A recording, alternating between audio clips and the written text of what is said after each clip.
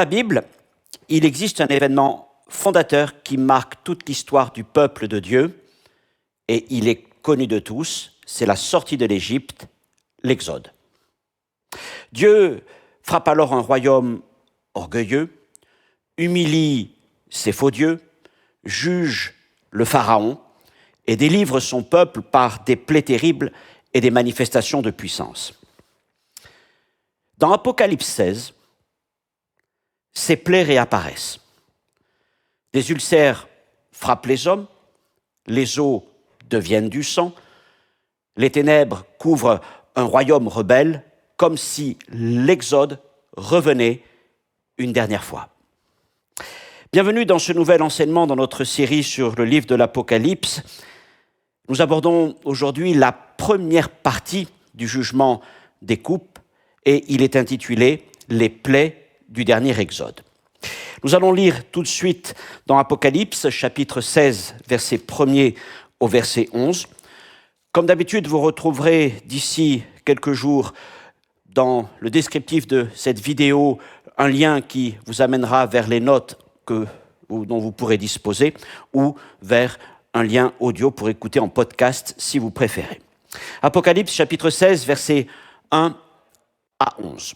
« Et j'entendis une voix forte qui venait du temple et qui disait aux 7 anges, « Allez verser sur la terre les 7 coupes de la colère de Dieu. » Le premier alla, et il versa sa coupe sur la terre, et un ulcère malin et douloureux frappa les hommes qui avaient la marque de la bête et qui adoraient son image. Le second versa sa coupe dans la mer, et elle devint du sang, comme celui d'un mort, et tout être vivant mourut, tout ce qui était dans la mer.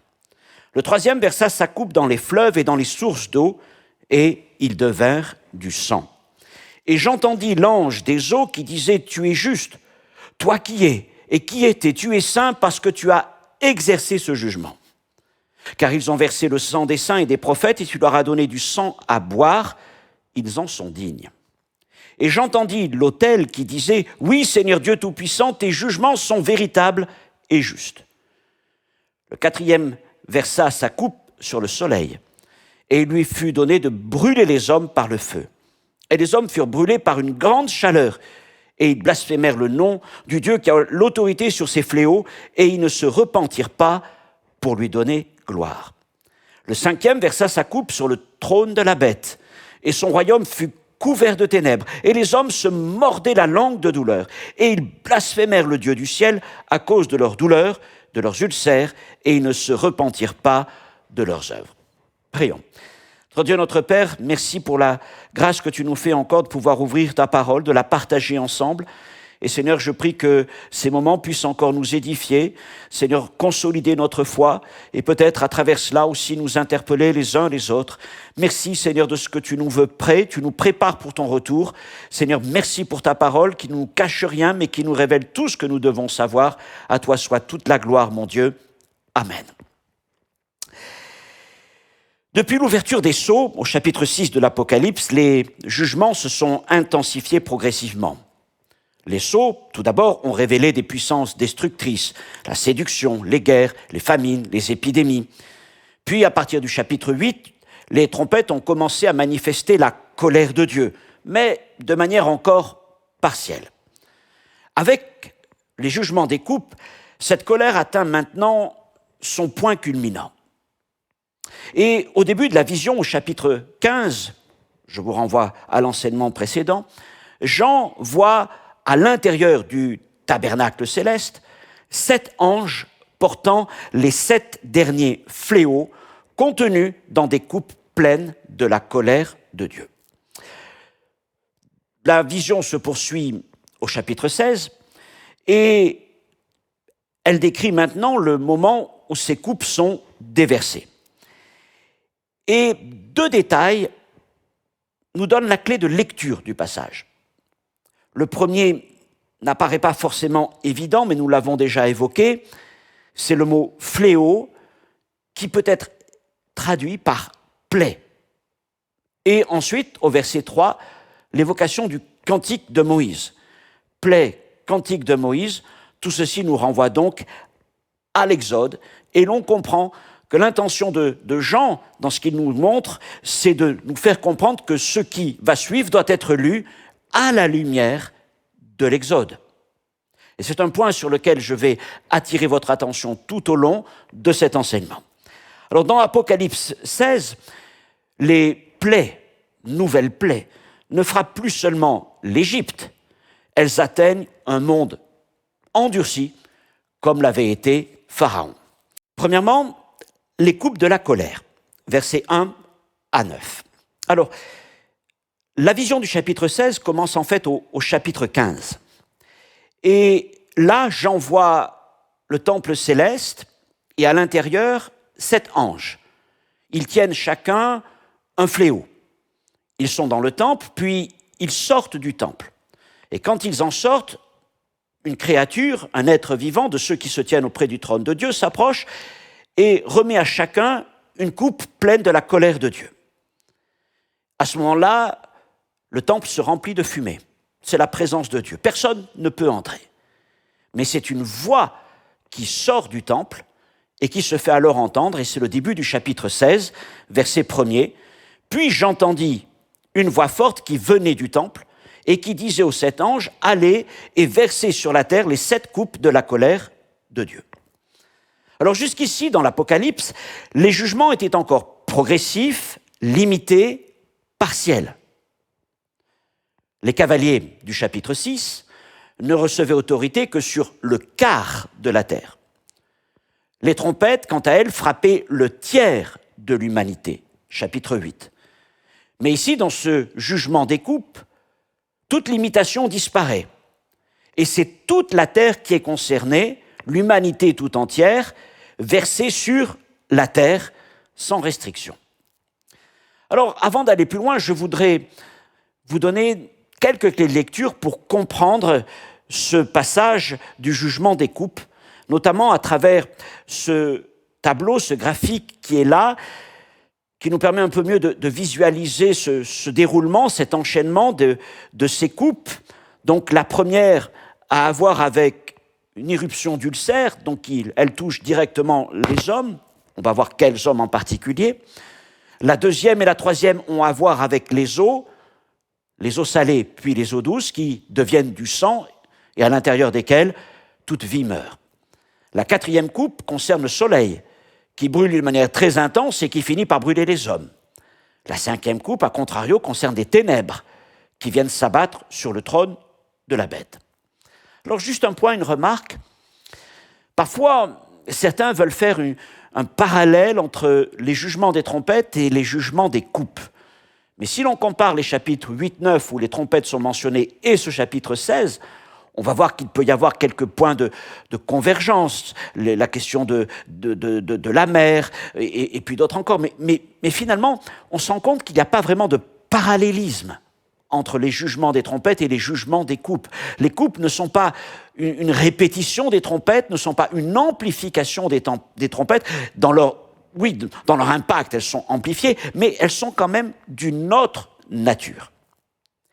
Si on doit faire un parallèle, comme je l'ai mentionné au début de cet enseignement, c'est avec les plaies d'Égypte. Reprenons le début de la vision avec ce texte de Apocalypse 15:1 dans lequel Jean écrit « Je vis dans le ciel un autre signe, grand et admirable, 7 anges qui tenaient 7 fléaux, les derniers, car par eux s'accomplit la colère de Dieu. » Et ici, le mot fléau, nous l'avons vu, peut être traduit par plaie. D'ailleurs, le mot grec a évolué et a donné directement le mot plaie, ce qui nous renvoie donc au langage de l'Exode. Donc, Jean nous indique ici que tout ce qui doit être lu dans ce chapitre doit l'être à la lumière de l'Exode. Et en quelque sorte, les coupes sont les plaies du dernier Exode. Et je vous propose un nouveau tableau pour mettre un peu en correspondance les choses. Vous pourrez éventuellement faire une pause sur cet enseignement pour le regarder d'un peu plus près. Mais vous voyez, j'ai essayé de mettre dans une première partie donc les plaies d'Égypte en bleu, puis les jugements des coupes en rouge, et de faire un parallèle. Et on voit plusieurs choses se mettre en place. Un lien entre donc la 6e plaie, puis la première coupe, enfin ensuite la première plaie des eaux, les 2e et 3e coupes. Il n'y a pas de lien direct entre la 4e coupe, le soleil. On ne trouve pas de plaies qui ont à voir avec ça dans le livre de l'Exode. Et puis enfin, la 5e coupe, c'est celle des ténèbres et qui viennent sur le royaume de la bête, comme la 9e plaie avait touché l'Égypte avec les ténèbres. Et on peut rajouter aussi ceci. Il y a encore 2 autres coupes que nous aborderons donc dans le prochain enseignement, la 6e et la 7e. Et dans la 6e, il est question de grenouilles. Et là, c'est un renvoi encore à une des plaies, la 3e de l'Exode, Exode chapitre 8. Et tout à la fin de ce passage, au verset 21, il est question de grêle, et c'est là un renvoi, encore une fois, à la 7e plaie de l'Exode. Donc on voit à chaque fois ce parallélisme entre les coupes de l'Apocalypse et les plaies d'Égypte, à l'exception de cette dimension du soleil. Dans l'Exode, les plaies n'étaient pas seulement dirigées contre les hommes. Moïse écrit ceci, Exode 12, 12, « J'exercerai des jugements contre tous les dieux de l'Égypte. » Autrement dit, et ça a été mis en évidence, ces plaies frappaient et jugeaient plusieurs des divinités de l'Égypte, à commencer par le Nil, puis ensuite toutes les divinités qui vont être derrière chacune de ces plaies. De la même manière, les coupes de l'Apocalypse ne frappent pas simplement l'humanité, la terre, mais aussi le royaume de la bête, les puissances rebelles donc qui sont à l'œuvre derrière ce royaume, et donc tout le système opposé à Dieu.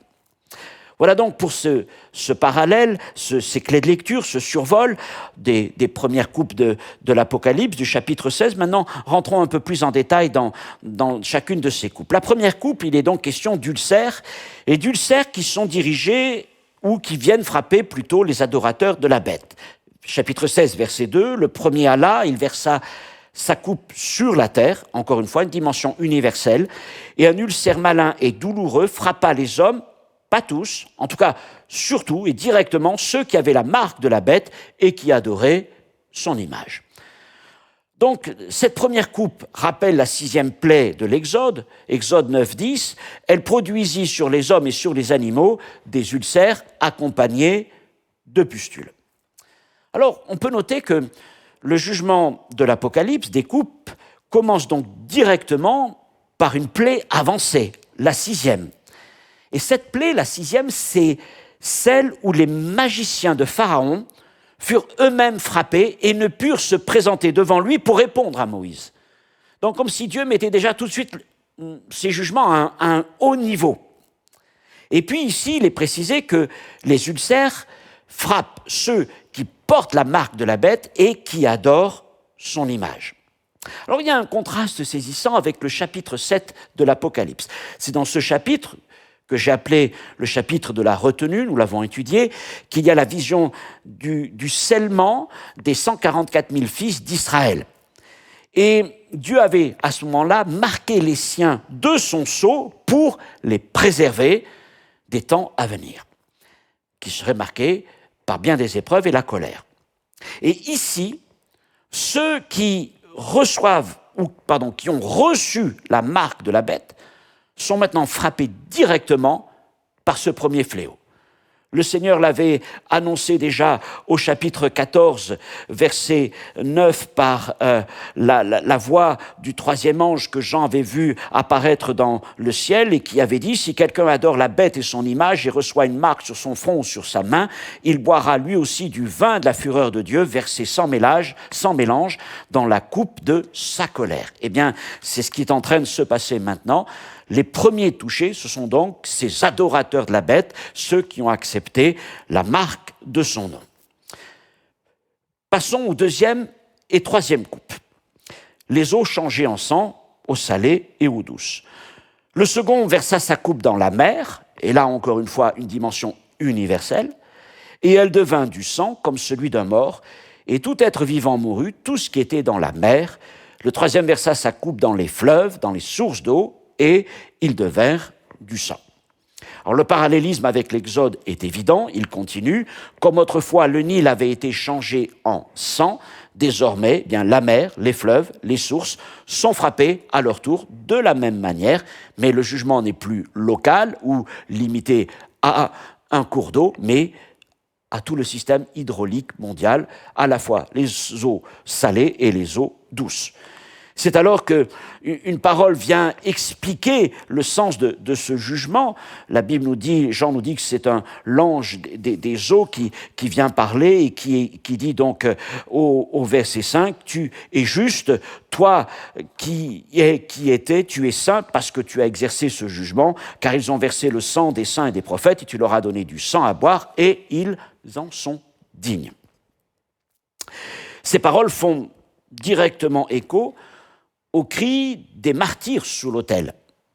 C'est dans Apocalypse chapitre 6, verset 9 et 10, lorsqu'il est question du cinquième sceau, et ceux qui ont souffert et ont été martyrisés pour leur foi s'écrient vers le Seigneur, « Jusqu'à quand tarderas-tu à juger et à tirer vengeance de notre sang ?» Eh bien voilà, c'est ce qui se passe maintenant. Le sang des saints et des prophètes a été versé, et maintenant, avec ces deux jugements de la deuxième et de la troisième coupe, eh bien, ceux qui ont tyrannisé et meurtri les saints sont maintenant condamnés à leur tour. Tu leur as donné du sang à boire, ils en sont dignes, et on peut dire que les coupes, et particulièrement ces trois premières, sont la réponse de Dieu au cri des martyrs de la grande tribulation, qu'elle, le Seigneur, a demandé de se tenir dans le repos pour encore un certain temps. Alors, le jugement n'est donc pas arbitraire, il est juste. Le monde qui a versé le sang des saints boit maintenant le sang du jugement. Quatrième coupe. Le soleil devient instrument de justice. Chapitre 16, versets 8 et 9, le quatrième versa sa coupe sur le soleil, et il lui fut donné de brûler les hommes par le feu, et les hommes furent brûlés par une intense chaleur. Là encore, il y a la dimension universelle, puisque l'intensité du soleil va frapper la terre tout entière. Et en revanche, contrairement aux premières coupes, ce quatrième fléau ne possède pas de parallèle direct avec les plaies d'Égypte. Et ça nous montre que l'Apocalypse ne copie pas seulement l'Exode, il le reprend, l'élargit, et puis ici le projette dans une perspective cosmique. Alors normalement, le soleil éclaire, il réchauffe, il permet la vie, mais ici, il devient instrument de souffrance, il se retourne en quelque sorte contre les hommes. Cinquième coupe, là c'est l'opposé, les ténèbres reviennent. Apocalypse chapitre 16, verset 10, le cinquième versa sa coupe sur le trône de la bête et son royaume fut couvert de ténèbres. Alors comme dans la neuvième plaie, l'avant-dernière, les ténèbres frappent le royaume rebelle, mais ici le jugement est amplifié. Dans l'Exode, les ténèbres frappaient l'Égypte, à l'exception même du pays où se trouvait Israël, le pays de Goshen. Ici, elle frappe le centre du pouvoir de la bête, son trône, son autorité, son royaume. Une remarque un peu générale sur ce passage. On voit que les coupes frappent progressivement les hommes. Ils sont couverts d'ulcères, ils sont brûlés par le soleil, puis ils se mordent la langue de douleur dans les ténèbres. Et d'ailleurs, le mot « douleur » revient à plusieurs reprises. Autrement dit, le royaume qui promettait puissance et sécurité devient un monde de souffrance. Mais plus les jugements atteignent le monde, plus une autre réalité va se manifester. Le cœur humain ne se tourne pas vers Dieu, mais les hommes s'endurcissent. Avant d'aller sur ça, je voudrais mettre encore en évidence un autre parallèle intéressant. Tout comme il existe un parallèle entre le jugement des coupes et les plaies d'Égypte, il en existe un autre entre ces coupes et les jours de la création divine. Les coupes frappent successivement plusieurs éléments de la création. La terre, les mers, les eaux douces, les astres et la lumière. Et c'est comme si Jean reprenait les grands domaines de la création, tels que Genèse chapitre 1er les présente, la terre, les mers, les luminaires, la lumière, mais cette fois-ci dans l'ordre inverse. Au commencement, dans Genèse, Dieu avait séparé, ordonné, illuminé, rendu le monde habitable.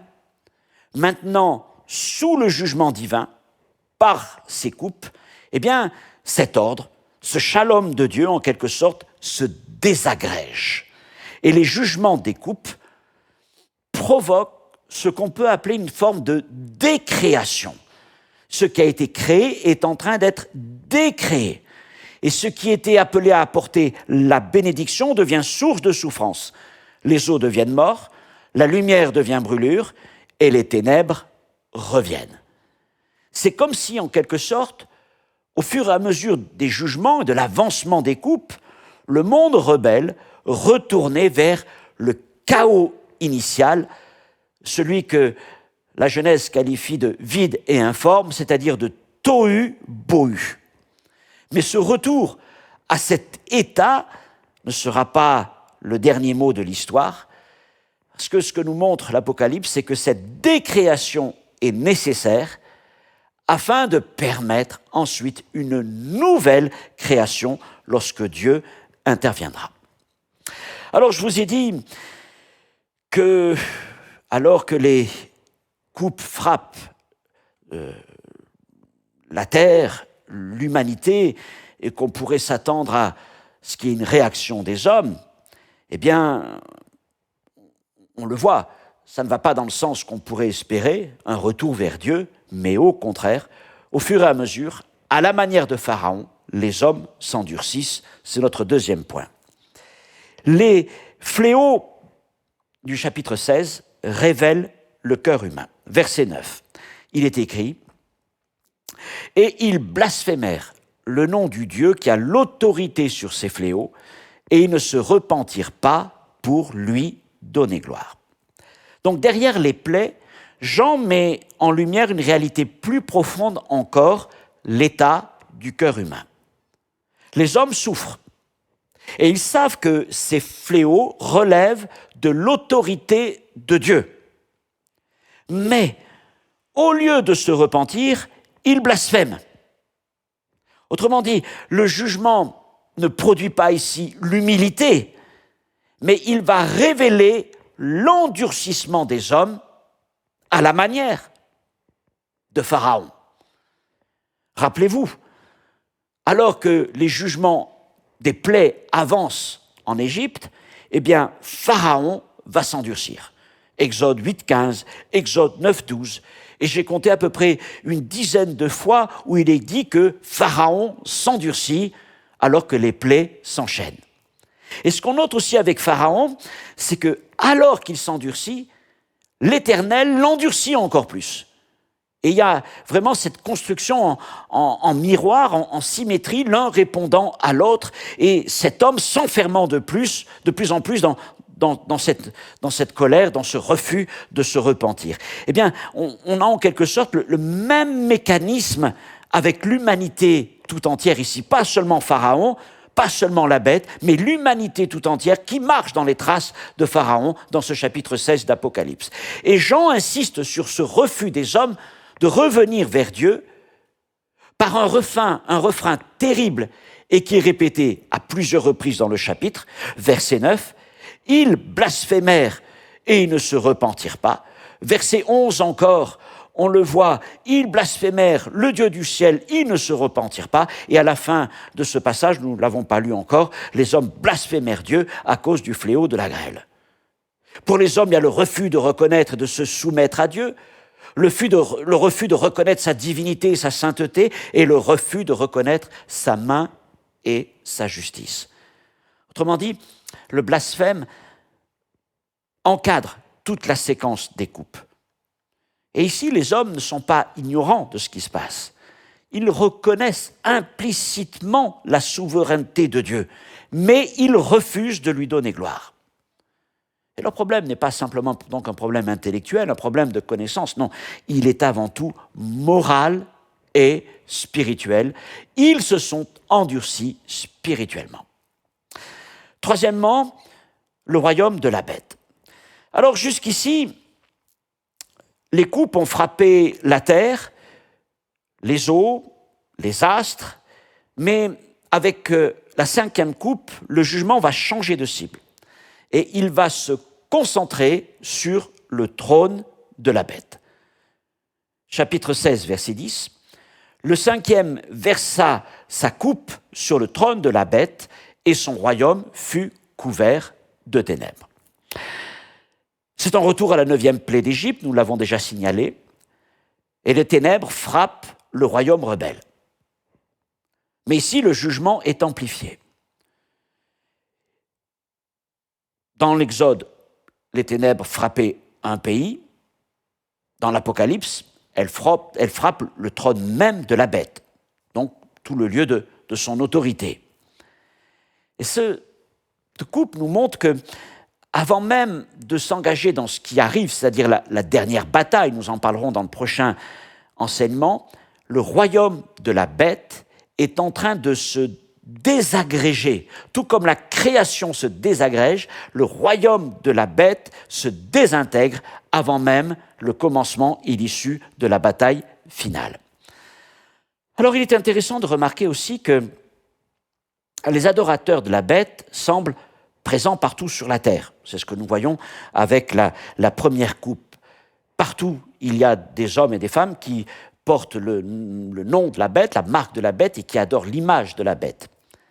Mais ici, au verset 10, Jean parle du royaume de la bête, et son royaume fut couvert de ténèbres. Et ça, c'est intéressant, parce que de ces deux idées, on peut comprendre que la bête exerce une domination mondiale, peut-être certainement même religieuse, idéologique et économique, sans obliger nécessairement à imaginer un gouvernement mondial uniformément administré au sens moderne. Vous allez me dire, mais comment est-ce possible? Alors, c'est une image, mais en y réfléchissant, je voyais ça comme, au XXe siècle, on a vu par exemple l'émergence du communisme et comment, à partir d'un seul pays, la Russie devenue Union des républiques socialistes soviétiques, eh bien, un grand nombre de peuples et de nations, et même des hommes à travers tous les pays du monde, ont adopté cette idéologie, et même à l'intérieur de leur propre pays, faisaient presque plus allégeance à l'URSS qu'aux autorités de leur pays.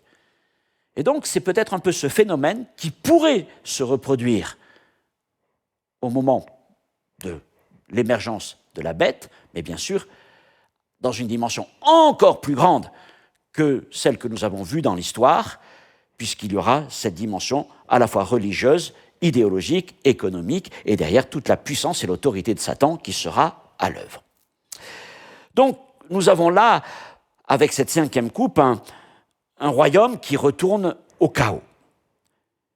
Les ténèbres ne sont pas seulement physiques, elles sont aussi associées à tout ce qui est privé de lumière. Or, la lumière, c'est quoi? C'est la présence de Dieu, la vérité, la vie, l'ordre, la création. Et le monde, en se détournant de Dieu, eh bien, retourne symboliquement vers le chaos du commencement. On a déjà parlé d'informe et vide, Genèse 1 et 2, mais il dit aussi, au tout début de la Genèse, que le monde était dans les ténèbres, que les ténèbres couvraient. Et c'est comme si ce royaume-là, ce royaume de la bête, non seulement évolue dans un monde qui devient de plus en plus informe et vide, mais qui se remplit de plus en plus de ténèbres. Mais encore une fois, tout comme Genèse 1 et 2, Genèse 1.1 et surtout 1.2 et 1.3 nous mènent dans cette situation, Mais ensuite amènent les versets de la création, de la fin du chapitre 1, on peut se dire que à l'issue de ce processus de décréation, qui nous renvoie donc à ce qui est vide et informe, tohu-bohu, et à ce qui est ténèbres, eh bien, ça serait aussi l'annonce donc de cette nouvelle création, de nouveaux temps de création, des nouveaux cieux et des nouvelles terres, tels qu'ils apparaîtront à la fin du livre de l'Apocalypse. Les trompettes avaient encore une fonction d'avertissement. Malgré l'intensité du jugement, ils étaient encore retenus en partie. Mais avec les coupes, nous ne sommes plus du tout dans ce registre. La colère n'est plus annoncée, mesurée, mais elle est exécutée tout entière. C'est-à-dire que Dieu ne frappe plus le monde pour l'inviter à revenir vers lui. D'ailleurs, à aucun moment, dans ce passage, il y a une adresse de Dieu à l'égard des hommes pour les appeler à revenir vers lui dans la repentance. Non, dans le jugement des coupes, Dieu frappe pour juger un monde enfermé dans sa rébellion, dans son endurcissement. Comme Pharaon, l'humanité a résisté aux appels, malgré les signes, a refusé la lumière. Il s'est endurci et quelque part arrive le moment où Dieu livre son cœur endurci à la pleine conséquence de son choix, à la manière de Pharaon. En conclusion, avec les coupes de la colère, l'Apocalypse nous ramène donc à l'Exode. Mais cette fois, les plaies ne frappent plus seulement l'Égypte, elles atteignent le monde rebelle tout entier, et particulièrement le royaume de la bête. Les ulcères, les eaux changées en sang, les ténèbres rappellent que Dieu juge encore, comme dans les temps passés, les royaumes orgueilleux et les puissances qui séduisent les nations. Mais le plus terrible n'est pas seulement l'intensité des jugements et la souffrance des hommes qui en découlent, mais c'est leur endurcissement, l'endurcissement de leur cœur. Comme Pharaon, les hommes souffrent, blasphèment et pourtant refusent de revenir vers Dieu, de se repentir. Et c'est la situation qui est là dans ce chapitre. Mais le chapitre et la vision ne s'arrêtent pas là. Il reste encore 2 coupes. La 6e va annoncer le rassemblement final des armées des nations en vue de la bataille ultime contre l'agneau. Et la 7e coupe, elle va marquer les derniers jugements divins tels qu'ils seront développés dans les chapitres 17, 18 et 19. Mais au milieu de tout ce chaos, une voix retentit au verset 15, et cette voix, c'est celle de notre Seigneur, qui, comme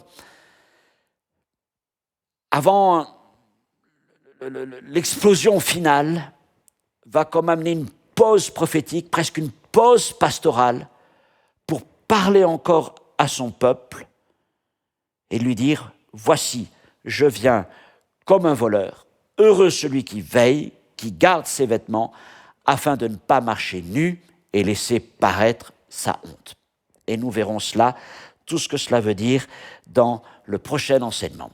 Voilà donc pour cette première partie sur les jugements des coupes, les 5 premières coupes, leur parallélisme avec les plaies d'Égypte, mais aussi avec ce processus de décréation, amenant à la fois l'humanité, la terre et le royaume de la bête vers ce qui était avant même ces jours de création, c'est-à-dire ce qui était informe, vide, tohu, bohu et ténèbres.